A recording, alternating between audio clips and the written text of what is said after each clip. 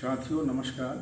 जैसे कि मैं आपको बताया था कि मैं एक रिटायर्ड पुलिस अधिकारी हूं और समाज में वर्तमान में जो साइबर अपराध हो रहे हैं उसको लेके मैं एक छोटा सा मैसेज लेके आपके सामने में आया हूं। बहुत तरह के लोग जो अपने आप को बहुत एक्सपर्ट समझते हैं, बहुत होशियार समझते हैं, ऐसे लोग भी इस केस में न जाने क्यों किसी अनजान व्यक्ति द्वारा भेजे गए मैसेज पर, लिंक पर भरोसा कर लेते हैं, एक्सेप्ट कर लेते हैं उन तमाम के द्वारा भेजे गए किसी नंबर पर आए लिंक पर, और उसके बाद ठगी के शिकार हो जाते हैं।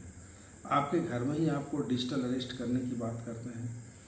आपके द्वारा यदि किसी अनजान व्यक्ति द्वारा कोई व्हाट्सएप कॉलिंग किया जा रहा है, आप कहीं उसको अटेंड कर लिए तो आपकी फ़ोटो अपने स्क्रीनशॉट लेके उसमें इस तरीके से एडिटिंग क्लिपिंग करते हैं कि आपको लगेगा कि मेरी ही चित्र है, और उसमें अश्लील मैसेज बना के फिर आपके परिवार के मेंबर लोगों को भेज के आपको धमकाते हैं कि आपके समाज में बदनामी होनी है।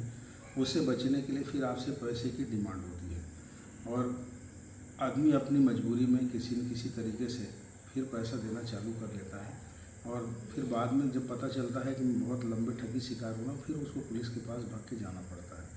तो तत्काल में तो आप यदि इस तरीके से कोई ठगी के शिकार होते हैं तो 1930 हेल्पलाइन नंबर है। यदि व्हाट्सएप कॉलिंग में या मोबाइल के माध्यम से साइबर अपराध में आप किस प्रकार से ठगी के शिकार हो गए हैं, तो इस नंबर पर आप तत्काल रिंग करेंगे तो आपके द्वारा ट्रांजैक्शन किए गए पैसे कहीं बाहर आहरण नहीं हो पाता है, तुरंत रुक जाता है। उसके बाद उसको होल्ड करा के उस खाते से आपको वापस कराने का एक प्रयास किया जाता है।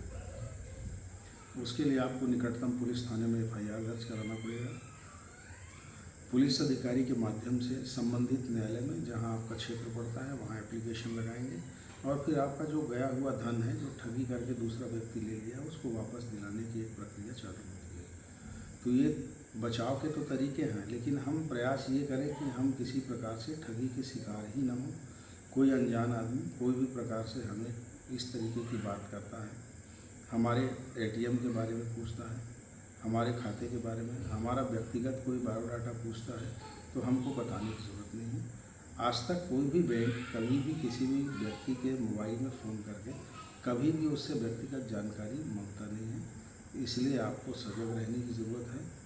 आप अपने बच्चों को भी और समाज में आसपास के जो भी लोग हैं उनको बताना है कि किसी प्रकार से यदि ठगी के शिकार हो गए हैं तो तत्काल 1930 पे आप संपर्क करें, और किसी भी, चाहे वो नकली पुलिस अधिकारी बन के, नकली मजिस्ट्रेट बन के, नकली CBI अधिकारी बन के, यदि आपको फ़ोन में बातचीत करता है तो आप तत्काल उसकी बातों पे भरोसा ना करें और निकटतम पुलिस थाने में जाके आप उसकी सूचना दर्ज कराएं। और किसी प्रकार से इस विषय में और मुझसे कानूनी सहायता की ज़रूरत होगी तो मुझसे आप संपर्क कर सकते हैं, और मैं आपको आगे और सचेत करूंगा। अन्य और किसी विषय वस्तु के बारे में आपको बताते रहूंगा। साथियों, आज के लिए इतना ही संदेश है।